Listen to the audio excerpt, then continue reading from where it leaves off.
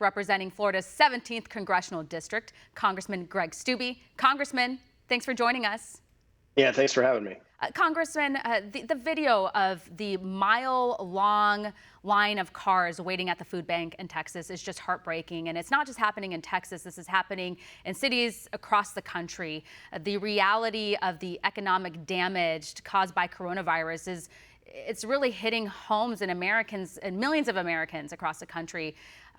What's Congress doing next? What's going on behind the scenes when it comes to a next stimulus package? Do we have to wait until after September? And of course, I know President Trump issued those executive orders on coronavirus relief, but a lot of people haven't received any of that relief or help yet, and they don't know when it's coming.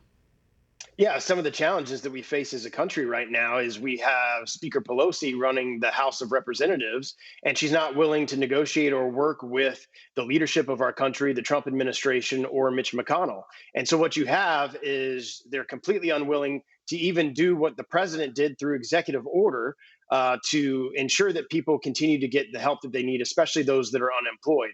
And one of the other challenges that we face is we have liberal Democratic mayors and liberal governors of states who are banning their businesses from operating. And so, of course, there's going to be an economic fallout from that.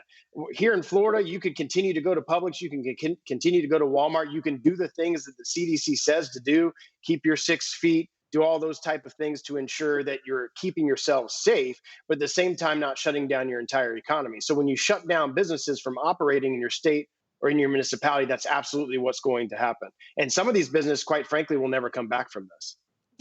Have you heard if the Democrats are seriously going to challenge President Trump's executive orders? And I get that no one really loves the executive orders. I heard Republicans complain about it. I think one Republican called it unconstitutional slop. But President Trump between a rock and a hard place with this, because we have Americans who don't know how they're going to pay their bills at the end of the month or how they're going to feed their families. Democrats not willing to budge. And also President Trump's executive orders, it's like, what exactly did they not like that was in it?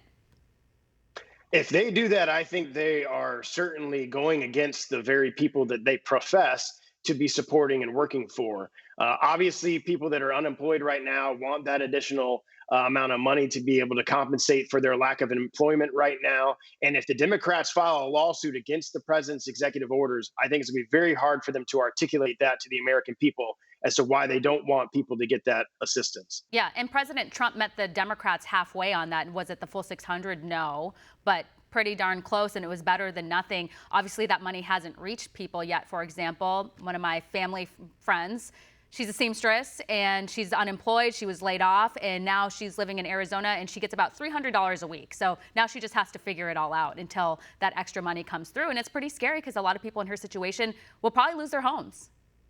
Well, and they're not going to work. I mean, I certainly don't support paying more people than they were making working than in the unemployment system. So, of course, the president's not going to agree to the $600 because you have a number of individuals, probably a large percentage of individuals, especially in the service industry that make between that $10 and $20 an hour, that would actually be making more money on unemployment. And what that causes is when the businesses do reopen, and they are starting to do that here in Florida, restaurants, I talked to my restaurateurs this week, they can't find cooks to work in the kitchen. They can't find people to wait.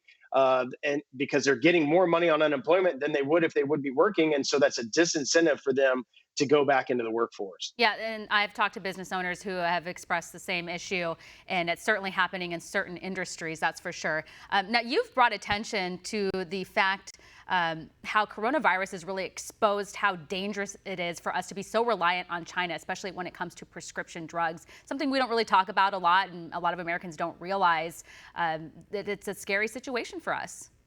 Want to see more videos like this?